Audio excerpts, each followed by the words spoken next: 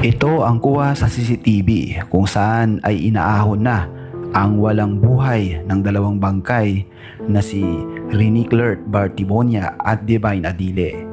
Dalawang batang atleta, dalawang pangarap, isang trahedyang gumulat hindi lamang sa mundo ng basketball kung hindi sa buong bansa. Ano nga ba ang tunay na nangyari kina Rini Clert Bartibonia at Divine Adile?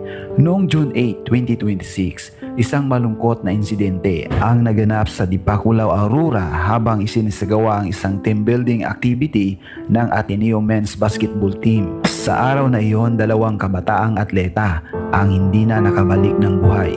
Sila ay sina Rini Clert Bartibonia at Divine Adile. Kapwa may malaking pangarap para sa kanilang pamilya at sa kanilang kinabukasan sa basketball. Ayon sa mga paunang ulat, tinangay umano sila ng malakas na current patungo sa mas malalim na bahagi ng dagat. Labis ang naging pagdadalamhati ng kanilang mga pamilya, kaibigan at teammates at ng mga Pilipinong sumasabaybay sa kanilang paglalakbay bilang mga atleta. Si Rene ay isa sa mga pinakaabangang bagong manlalaro ng Ateneo.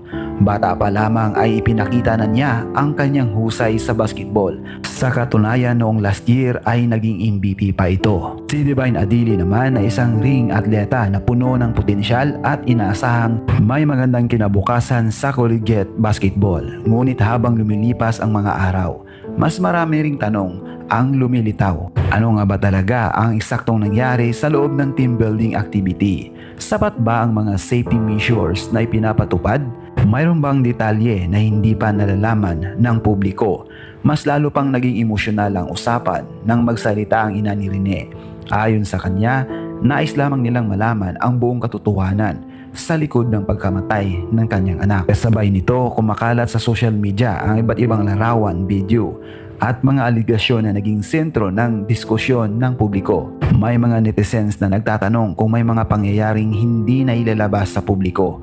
May ilan ding naghahayag ng kanilang opinyon sa mahirap paniwalaang basta-basta malulunod ang dalawang batang atleta dahil sa kanilang lakas at pisikal na kondisyon. Gayunpaman, hanggang sa kasulukuyan wala pang opisyal na ebidensyang nagpapatunay sa mga kumakalat na haka-haka. Patuloy pa rin hinihintay ng publiko ang resultang masusing investigasyon ng mga otoridad. Sa ngayon, isang bagay lamang ang tiyak. Dalawang kabataang puno ng pangarap ang maagang nawala. Dalawang pamilya ang nagluluksa at isang buong bansa ang naghihintay ng mga kasagutan. Habang wala pang final na result, patuloy nating ipanalangin ang mga pamilya ni Rene Clert Bartibonia at Divine Adile. Naway manaig ang katotohanan. Naway makamit ang hustisya kung kinakailangan at naway hindi malimutan ang dalawang kabataang atletang minsan nangarap lumaban at nagbigay ng inspirasyon sa marami. Sana ay mabigyan ng tamang hustisya ang dalawang batang atleta.